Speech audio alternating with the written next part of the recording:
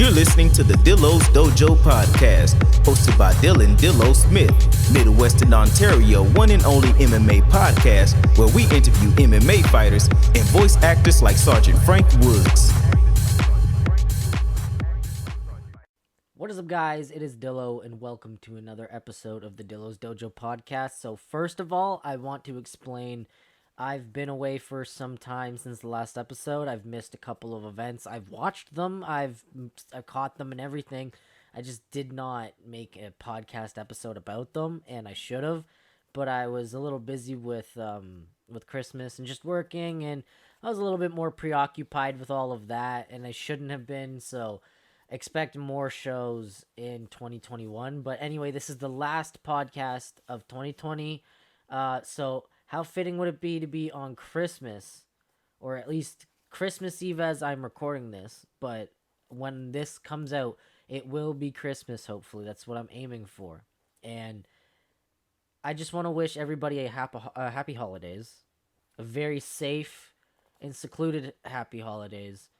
I know it's going to be a little bit harder this year because of COVID and all the lockdown procedures set in place to kind of stop the spread, that typical shit. I know it's going to be hard, but just try to make the best of it, and I hope that you all can still stay in touch over, Zoom calls and whatever you guys try to do to keep in touch. So I wish everyone listening a very happy and safe holidays, and I wish everyone the best. But anyway, we've got quite a bit to talk about before all else. So I guess we just get into it. The first one we'll end up talking about in the first half is UFC 255, obviously. Or not UFC 255, UFC 256, the last pay-per-view of 2020, which happened in mid-December. And then last week's card, which was supposed to be Khamzat Chimaev versus Leon Edwards, but that was a whole clusterfuck. We'll get into that in a bit. But first, let's get into the UFC 256 card. I was a little disappointed that I actually missed this card to begin with. I ended up catching some of the prelims, though. It was just, I missed it because, one, I was exhausted, and two, my internet just did not want to have it. It was not being a good boy. So, I just gave up and I was like, fuck it, I'm going to catch all of this in the morning. I bought the pay-per-view so I could watch it in the morning, and I did. And I'm so glad I did because I got to watch every single fight back. I did not check Twitter or any of that shit before I watched the fights. So it was like I was watching them live, and it was amazing. For the last pay-per-view of of 2020, a very chaotic year, it was a great way to end the year. And to start things off with the card, we had Chase Hooper against Peter Barrett. And this fight was pretty kind of one-sided. Like, Chase Hooper had his moments on the feet, but it was mostly Peter Barrett getting the better of the exchanges on the feet. He was the clear better, stand-up fighter. And Chase Hooper was just kind of getting outstruck for most of the fight up until around round 3. And Chase Hooper just kind of got him to the ground and just nasty, just locked up a submission, like a Hail Mary submission that was so tight, and ended up submitting Peter Barrett. And it was nuts, honestly. It was a great comeback by him. It was not as, fucking insane of a comeback as people make it out to be, but it still was a great comeback by him and a great way to just start off the 256 card. But then on top of that, we had Tasha Torres versus Sam Hughes, which was, again, coming off of that comeback. You were kind of hyped, and this was no exception. This was a great fight. It was one round. It was very back and forth, but Tasha Torres just came out like her nickname, a tiny tornado, just coming out there with the body locks, the takedowns, was just showing how vicious her stand-up is. She was doing a great job in closing the pocket and did a lot of damage. That's a lot of damage. But yeah, did a lot of damage, and fortunately enough, well, unfortunately for Sam Hughes, but fortunately enough for Tasha, the doctor stopped it at the end of round 1, and Tasha ended up getting the TKO victory because apparently her eye was bad. And I remember it being pretty gnarly looking. Not like, I was kind of like, why are they stopping the fight? It didn't look bad, but they explained why. So, I was like, oh, okay. But anyway, moving on. We are on Gavin Tucker versus Billy Corntillo. This was a very fun fight. Gavin Tucker is this surging Canadian prospect. I would love to have him on the show sometime. But he's this surging Canadian prospect. He's just out from the great old coast of Nova Scotia, and he was 12-1 coming into this bout, and Billy Corntillo was 15-2 coming into this bout.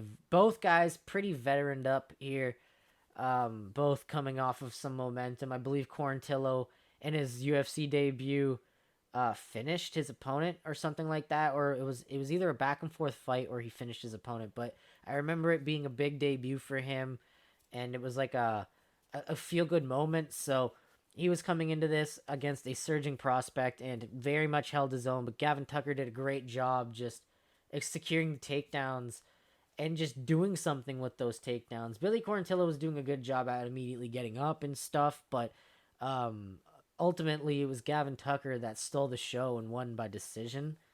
And then that was leading us into our co-main event of the prelims, which was Hanato Moycano versus Rafael Fizzyev. And we talked about Fizzyev a while back when he fought Mark DeCasey, and he put on an absolute striking clinic against someone who is also an incredibly elite striker in Mark DeCasey, and just outstruck him and just made Mark DeCasey look like an amateur compared to this guy. And I thought that, somebody as dangerous as Hanato Moycano, this is his first fight at 155 in a while or something like that, or maybe his second fight at 155, and he's been looking like a monster in this new weight class. He doesn't have to cut as much weight. He's bigger, but Rafael Fizzyev just came in and just completely neutralized Moicano's game with just defending the takedowns very intelligently and forcing him to strike and just drawing Moicano into a brawl. And he did a great job at doing that and ended up knocking out Moicano. It was a nasty knockout too, and Rafael Fizzyev is just surging in the UFC, and I can't wait to see more of this guy. I say it every time. He's only fought twice now since, his UFC debut, but, I just can't help but enjoy this guy's style. He's a great kickboxer, very evasive, powerful. It's just amazing. So anyway, that brings us to our good old main event of the prelims, which we had two absolute veterans going up against each other. We had Cub Swanson, a man who is just a veteran in the 145 division of the UFC, against Daniel Pineda, who I don't believe is a veteran of the UFC, but a MMA veteran altogether. Both guys are just veterans of the game. And it was supposed to be a very good matchup. It turned out to be a very good matchup. Daniel Pineda did a great job in the first round, outstriking Cub and just using the body locks and just pushing him up against the fence and just controlling the octagon. But Cub adjusted and near the end of the round started hitting Pineda with some really good shots. And then leading into the second round, he continued that and just continued to hit Daniel Pineda with some more shots until he got that one shot, because Cub Swanson, even though he may not have incredible highlight knockouts to his name, he's known for having great power at featherweight. So all he really needs is one shot to change the course of the fight, and that's exactly what happened. Was one shot just kind of hurt Daniel Pineda bad, and Cub Swanson just finished him on the ground, just did not let up. It was over. It was a good showcase by Cub Swanson, and it was great to see him just in the win column, and just the performance by him that night was just perfect. Very veteran, very on point, just great, honestly, altogether. But anyway, that brings us into our main card, which was no better. It was great. Just amazing fights. We had two knockouts, a completely wacky fight and a back and forth draw. And I wasn't even talking about the Mackenzie Dern fight either, which I'll get into in a bit. But we've got a lot to talk about here. So first fight was a pretty good one.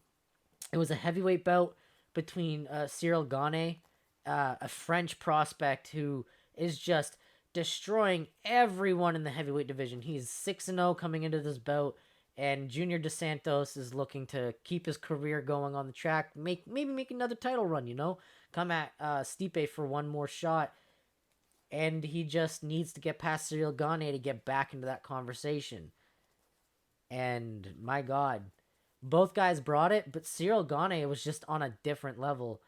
Like Junior Dos Santos tried to use his wrestling, obviously being the more veteran guy, would try to use his wrestling, and Cyril Gane would do a great job at just staying calm and just popping back up very quickly.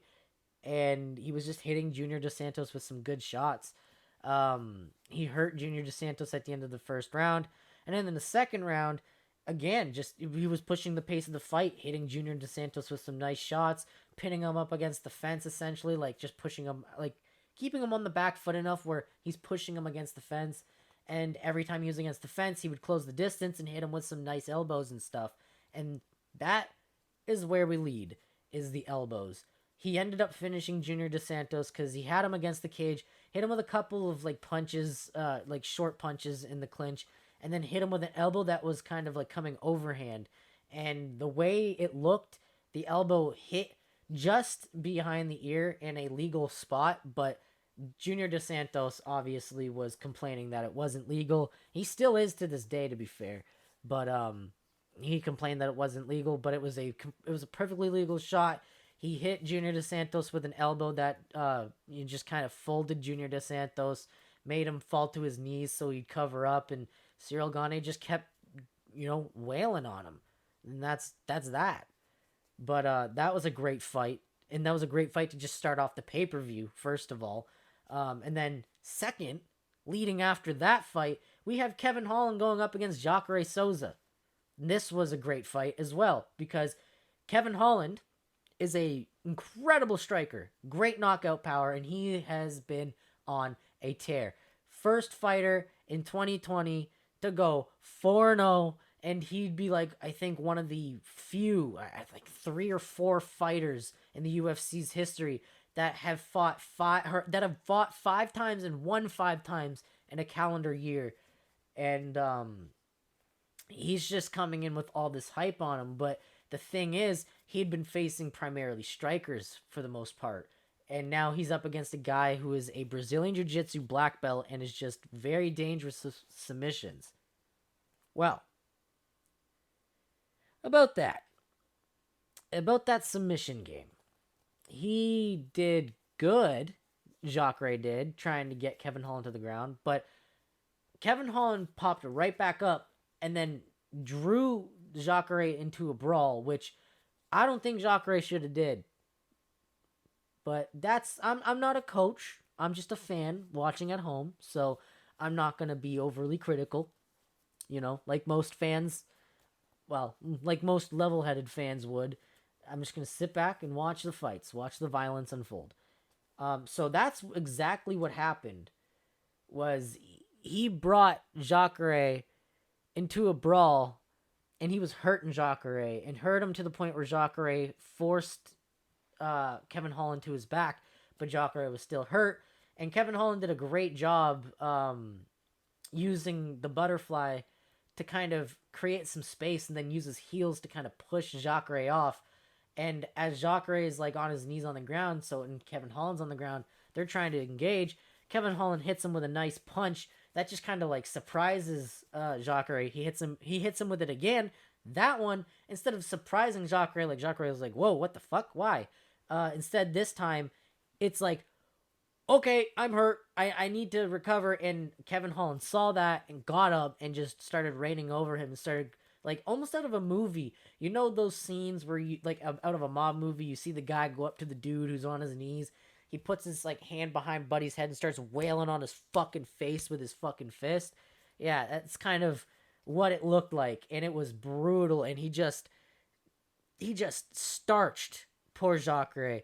And Jacare kind of protested it after a little bit, but I think he, like, after he was protesting it, he quickly realized, because he tried to get on his stool and he was just waving backwards. He did not have any balance. He was out of it. He was hurt. If it went any longer, it was going to be over regardless. He just got him good. And it was a legal shot, very smart by Kevin Holland. And Kevin Holland ended up going 5-0 in a calendar year. Honestly, good on him, man.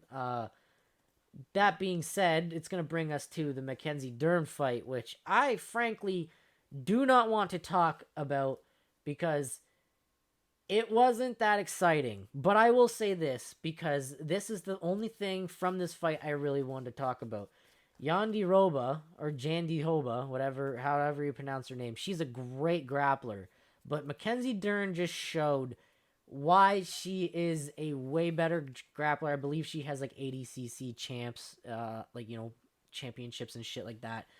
She just shown why she is a pedigree grappler in this fight, and just out grappled Virna on the ground. And then, to surprise everyone, came in with this very, not like, not some typical like great boxing, but way better boxing than her last fight, and was outstriking Virna on the feet and was just picking her apart in just all facets of the game. Virna had her moments. I'm not saying it was a complete wash.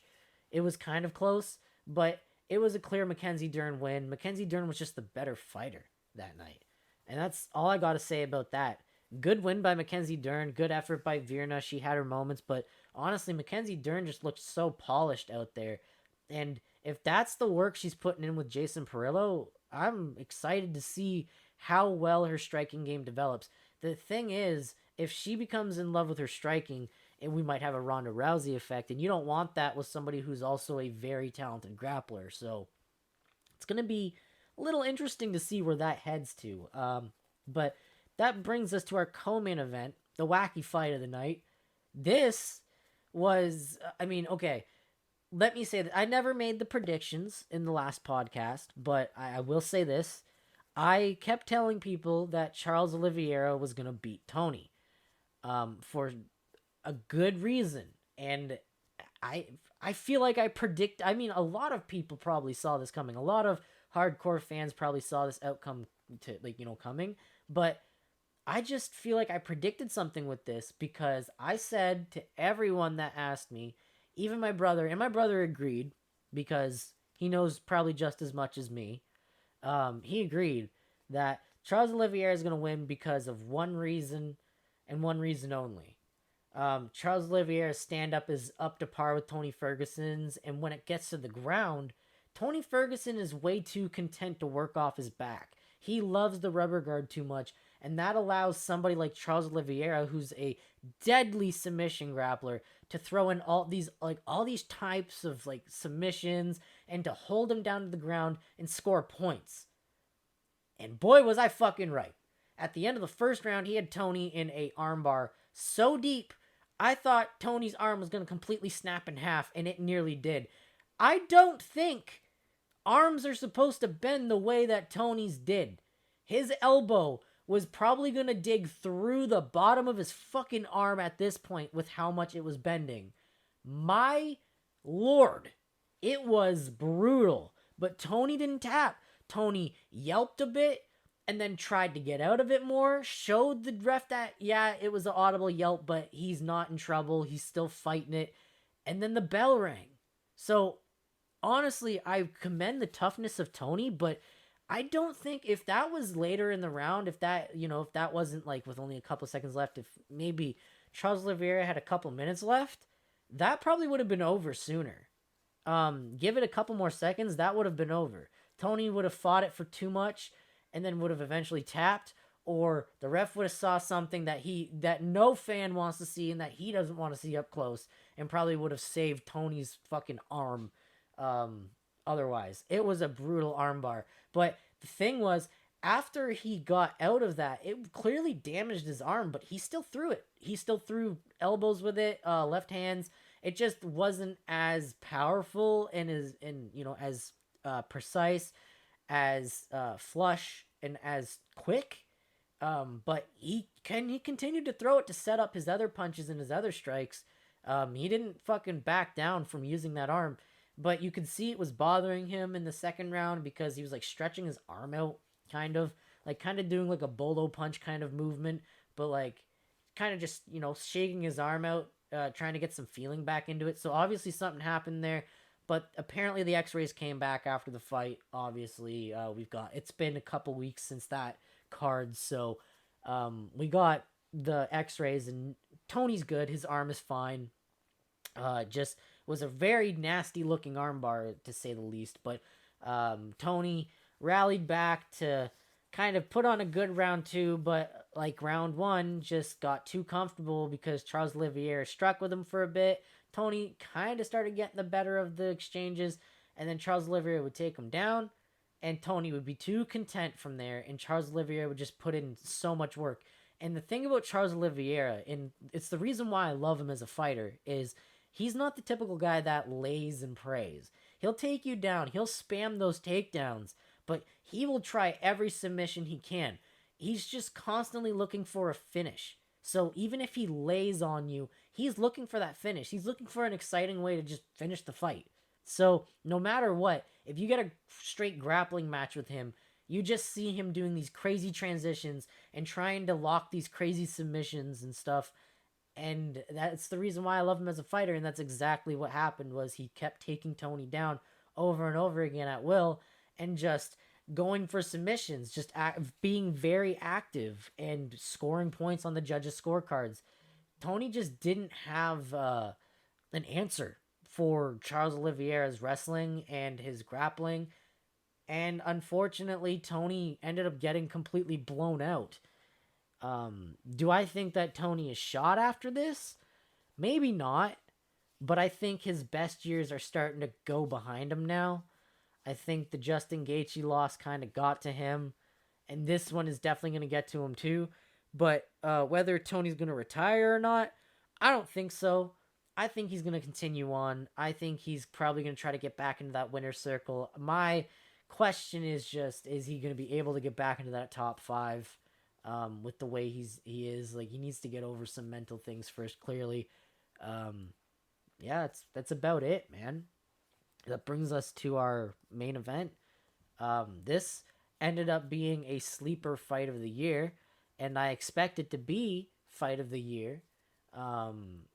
So I talked about this after UFC 255. So Davison Figueiredo submits Alex Perez. Brandon Moreno KOs Brandon Royval. And 21 days later, they're scheduled to go at each other. It was almost like a contender fight on the prelims, just to set up whoever was going to win in the main event. And that's exactly what happened. So 21 days later, these guys come in. They've only got 21 days of camp. They don't even really, they probably got some resting time, which would probably shorten their camp a bit more. But if they didn't get any resting time, they didn't even get any rest. So they're just jumping right back into a camp. So they come into this fight. My God, both guys fucking brought their A game. I thought Figgy won the fight, in my opinion. And I'll explain why in a bit. Figgy was doing just way more, backing Moreno up, hitting way more combinations. Moreno had some good shots, though. He hurt Figgy with a couple of good shots. I believe he was hitting some body kicks that were hurting Figgy, too. And I'm not saying that Moreno didn't do a good job. It was a close fight, a very close fight. And like I said, I think Figgy won, but I'm not mad at the draw decision and how close the fight was because of how the fight ended up. I thought Figgy won, but how Moreno also performed against Figgy, he gave Figgy his hardest fight yet, I think. And he put it on him. Figgy just ended up being the better man of the night and ended up getting a point deducted for a blatant, it wasn't even like a on-purpose groin shot. He accidentally went for like I believe it was a teep kick to the body, and Moreno kind of moved into the teep kick as the kick was coming up, and unfortunately Davison bagged him. It was bad. Moreno was hacking. It sounded like he was gonna fucking puke up his ball, and then after a while he just gets back up. He's like, I'm good, and then goes back to fucking going back and forth with Davison Figueiredo and just putting it on him. He was not, like I said, Figgy did more and was pushing the pace, so I think he won the fight. If he didn't get that point deduction, but the thing that I respect the most was that Moreno wasn't out of the fight at all, and he was really putting it on Figgy no matter what. Even if I think Figgy was winning, I can see when Figgy is having his issues, and he was very much so. There was a couple times in the fight where I was actually very worried that Figgy was in trouble, and it was just all around a great fight. If you missed this main event, you definitely missed out on the sleeper fight of the year contender. I think it's fight of the year in my opinion. There was a couple of great ones this year despite it being a very chaotic year for MMA and just sports in general. We got some pretty good fights. Obviously, the bigger one of the couple of fights here is obviously Weili Zhang versus Joanna Jędrzejczyk.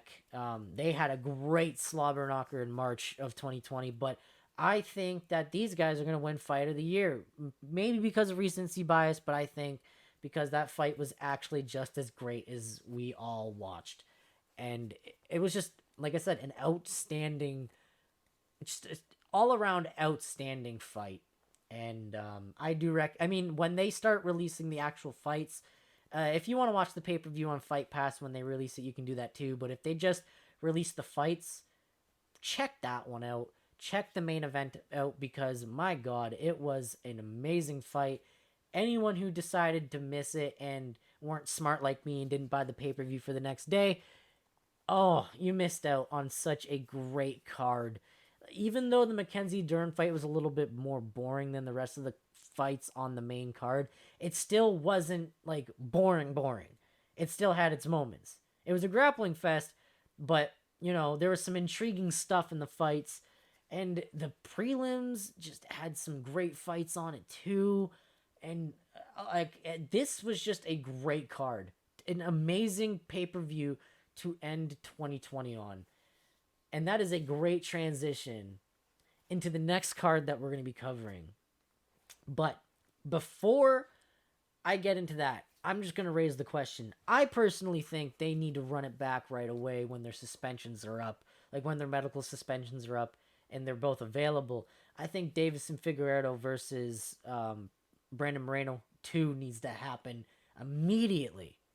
But my question to you guys, because I'm going to start doing this shit now, I want you guys to start leaving your answers. I'll be leaving a link to the anchor messages, and I want you guys to leave your answers in those anchor message things so I can get to them in the next episode. And my question to you this week is, do you guys think that Brandon Moreno versus Davison Figueiredo 2 needs to happen? And when should it happen? When do you guys think it should happen?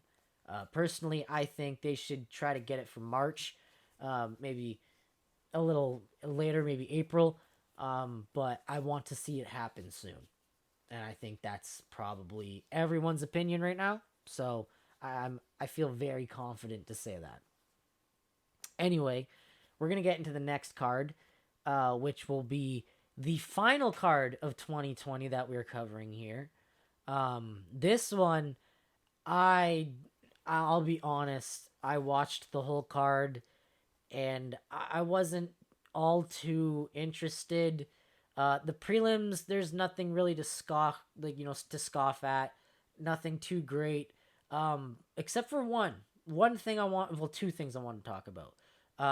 To start off the card, we had just two great guys fighting each other in Christos Giagos and Carlton Minus.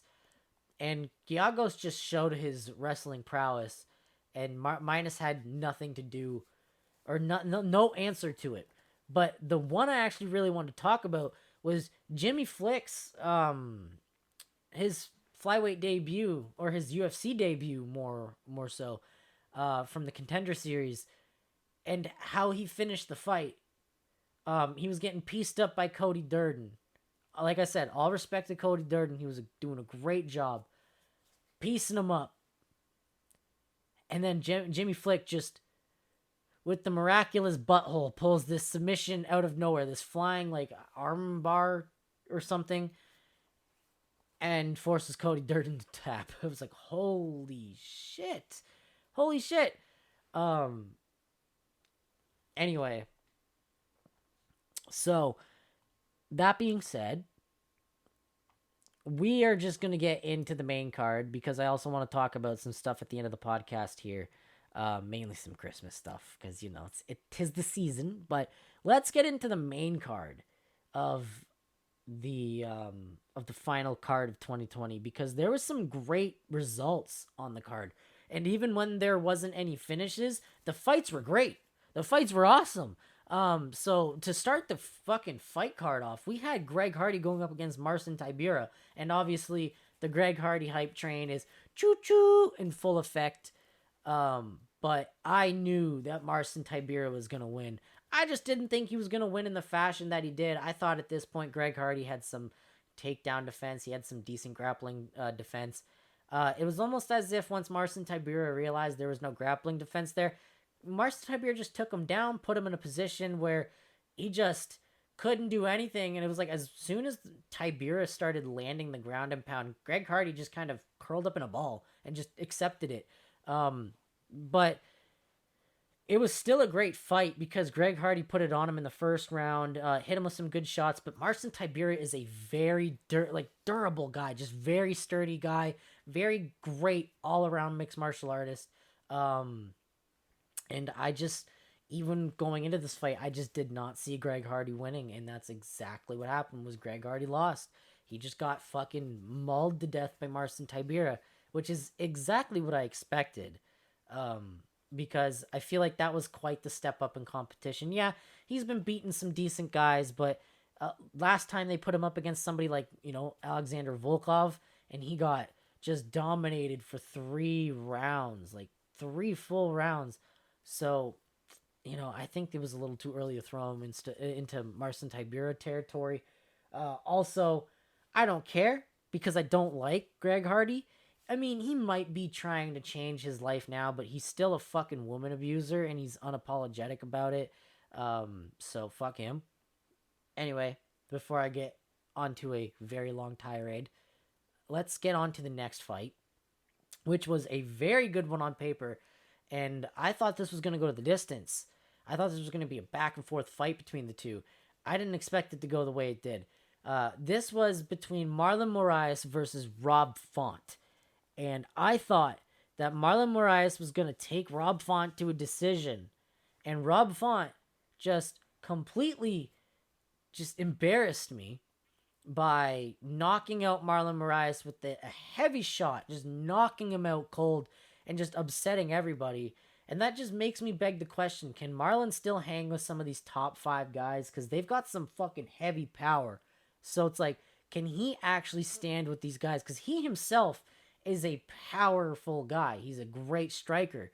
But the question is, like, is his chin shot, right?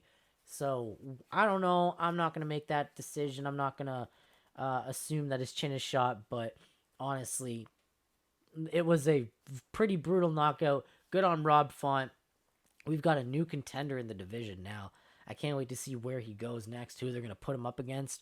But if that wasn't enough to appease your appetite, then we had Chaos Williams versus Michel Peja. So we had Kalen Chaos Williams, the man who just is known for knockouts, against super bodybuilder body Michel Peja, who loves to do backflips and stuff. Crazy man versus knockout artist. And how was it going to go? Exactly how you thought. Both guys struck with each other and went back and forth, but Michel Peja started using his takedowns and started using the veteran move. That's the thing. Michel Peja had way more fights than Kalen Williams had fights. Just, he has way more wins than Kalen Williams has fights. And nearly as many losses as Kalen Williams has fights. So he just decided to go with the veteran move, found a weakness that Chaos Williams had, and just used that. and just pieced him up and then set up his takedowns, held him there, and just constantly moved. And that, Chaos didn't have a single he didn't have a single answer for it. That being said, that brings us to our co-main event, and this was a great fight on paper too. Jose fucking Aldo. Everybody knows who Jose Aldo is. He is the 145 king. I don't care if McNuggets fucking knocked him out in 13 seconds. That man reigned over the entire division for like 9 fucking years. That man was undefeated for like 9, 10 goddamn years. I don't care who you are. That man is the GOAT.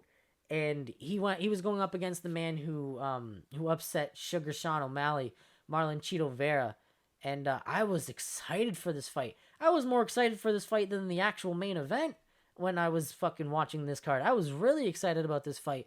And Aldo almost looked like WEC Aldo. It was exciting.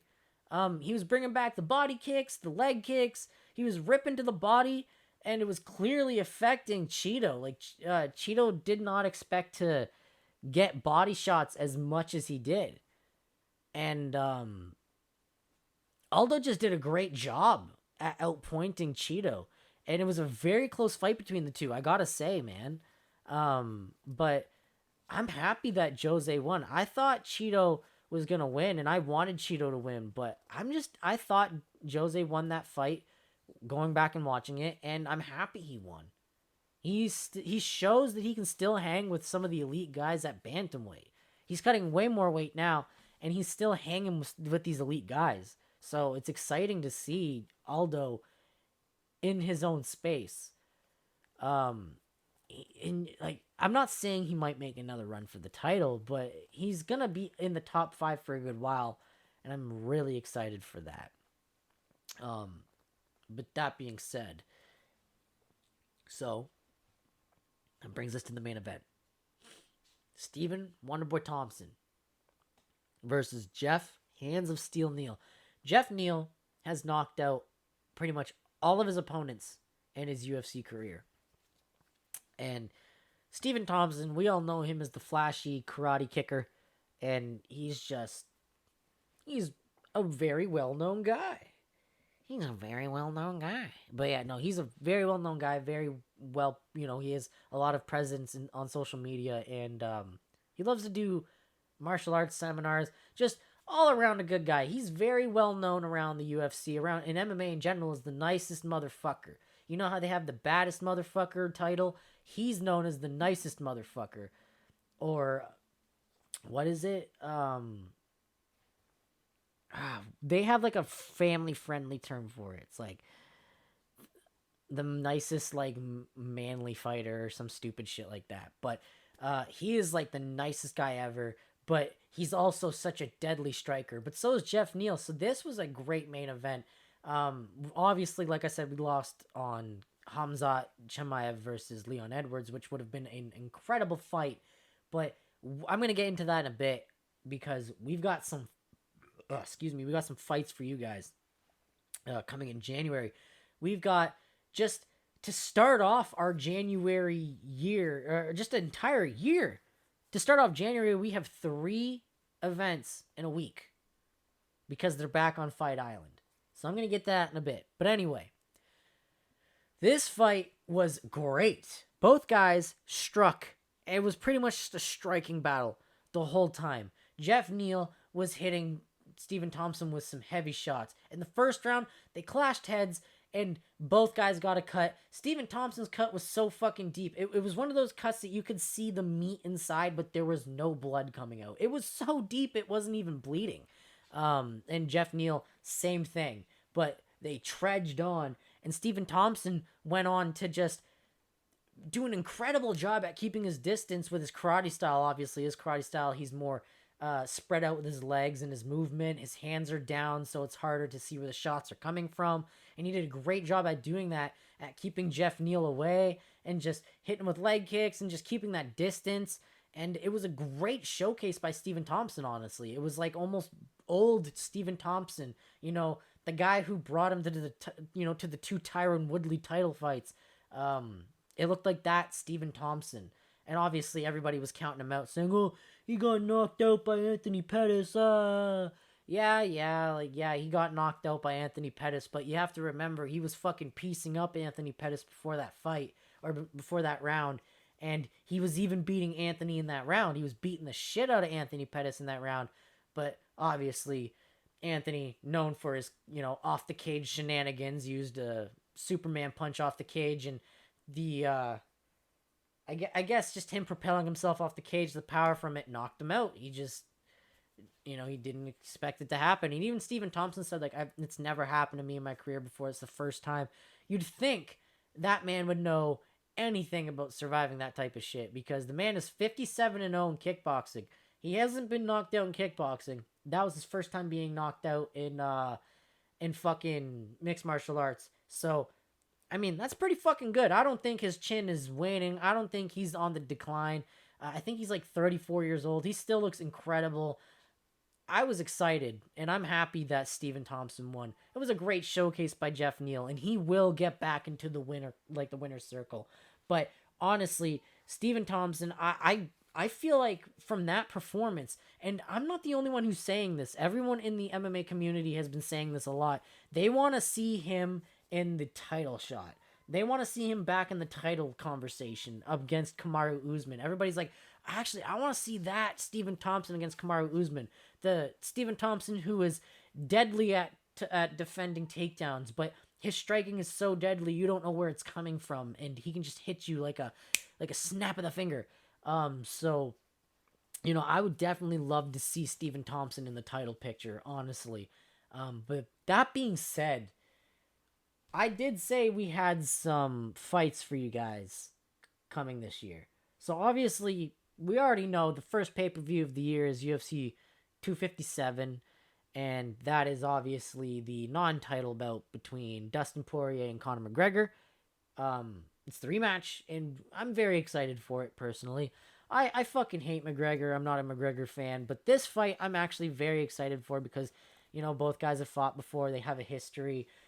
They fought when, McGregor was a young fledgling fighter who was getting in everybody's heads, and Dustin was a immature guy who let everybody get into his head, and now he's a much more calm and collective guy, much more mature. It's going to be exciting to see how it ends up, if Conor's going to knock him out again, or if it's going to be like a 5-round war.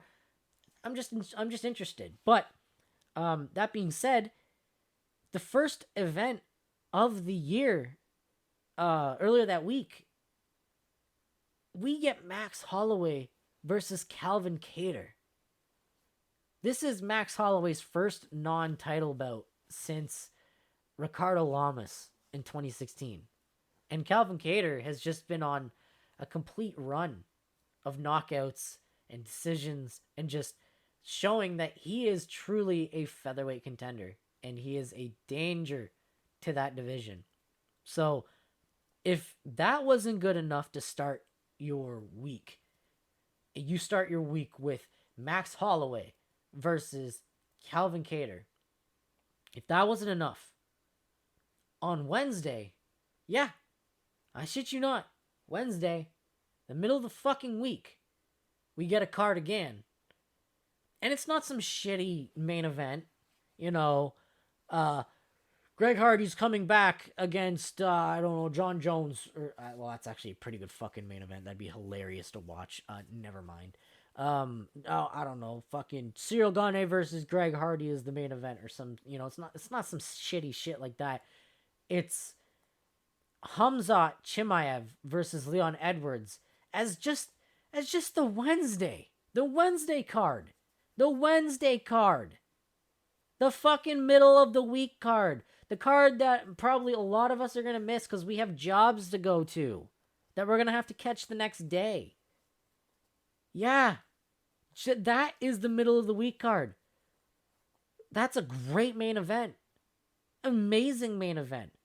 And then that leads all the way up to UFC 257, which is Conor McGregor versus Dustin Poirier 2, which is an incredible matchup. And it's just been recently announced that Michael Chandler is going to be making his UFC debut against Dan Hooker on that card. So the That entire card is just shaping up to be an amazing pay-per-view to start off the year. And if the pay-per-view wasn't enough to sell you and you wanted some more MMA, the fucking cards before that are just good enough to sell the pay-per-view to you. The UFC is spoiling you rotten. I'm not even a shill.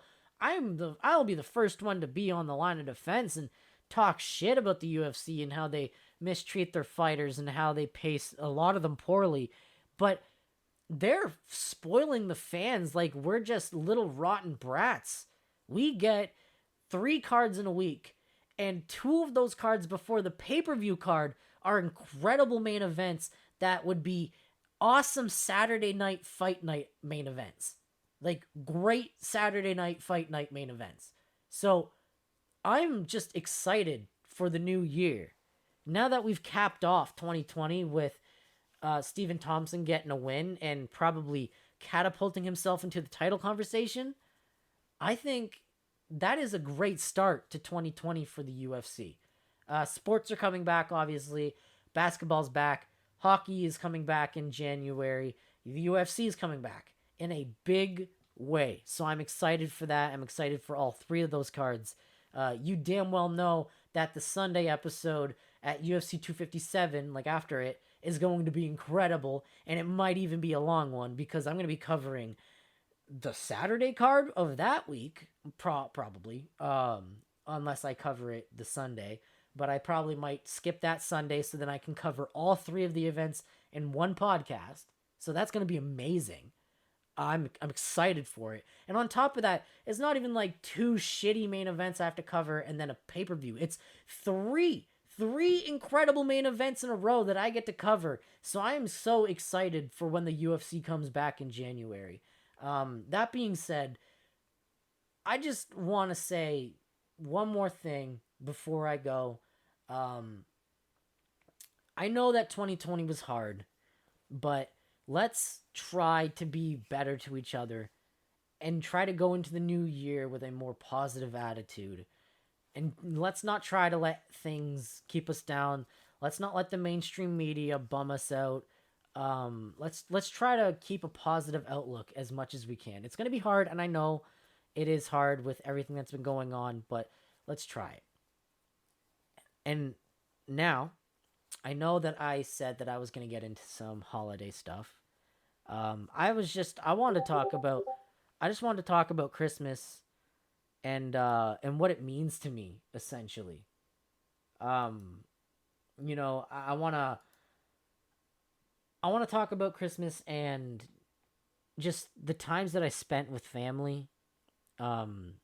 Because as I get older, I realize I'm 23 now, so I've had 23 Christmases. Probably like at least 3 of them I don't remember. Like I said, because I'm old. I'm older now, and I don't know. It's always that thing where you don't really remember your memories as a baby. But I've noticed as I'm getting older, and the less and less presents that I get, that it's not about the presents. That I think, yeah, one of my favorite things about it is getting those presents because it's like the surprise. It excites me. But I think one of my favorite things about Christmas is just going to visit family. Even if it's not going to visit extended family, just going to see my mom, my dad, and then having them having us and my brother over, and we're just having a family dinner, and we open presents and we just shoot the shit, watch a movie or something, smoke a couple joints, that type of thing. That's truly what Christmas is about to me. Yeah, it's about the giving, but I think more importantly to me, it's about spending time with your family. It's about appreciating your loved ones when, even though you can do that all year around, it's the best time to do it because it's the best time to spend with family. It's like Thanksgiving 2.0. But I just wanted to get into the holidays because obviously, as I'm recording this, it's Christmas Eve. I'm going to be releasing this podcast on Christmas. I've had some great Christmases. I think one of my favorite Christmases I remember was, I got 2 actually that I remember. One, three. Never mind, three. One was I think like 2003 when we got our first actual brand new video game console, and I like to call this the day that my playing outside died, because as soon as we got that Xbox, I became addicted to video games because I was always getting the new video games and stuff, and I just got addicted to video games through that medium, and I remember how excited we were when we got it. Even though my Aunt Kelly kind of ruined the surprise for my brother, we were both really excited. And we had not just gotten an Xbox, but we had also gotten Game Boy Advanced SPs with those. So I remember Darren and I playing Pokemon and trading our Pokemon and stuff. And it was like a nice little bonding experience that we both had Game Boys. And, we had the Pokemon games so we could trade with each other. It was kind of cool. But my other favorite Christmas that I remember, one is actually right after the other. This one was 2008. It was probably, it was the first time, a couple months after the first time I ever played online on my own account, on the 360, which was like August of 2008. Yeah, it's pretty crazy how I remember this shit. But so I remember Christmas of 2008. My brother makes me a new account, and we go down to my nan's for this like Christmas because we'd bring a lot of our presents down there. I remember opening the presents up at our house this year and then opening the rest of the presents down there. But I remember staying a couple days. I think it was maybe the weekend or something down there, and the entire weekend was just spent with my brother, me and him playing Call of Duty online, playing Halo 3 online together. And even before that, just the Christmas, like the week leading up to it, a couple days before that, we had my late cousin Nick, and his mom come up with her boyfriend, and then my poppy and his girlfriend came up.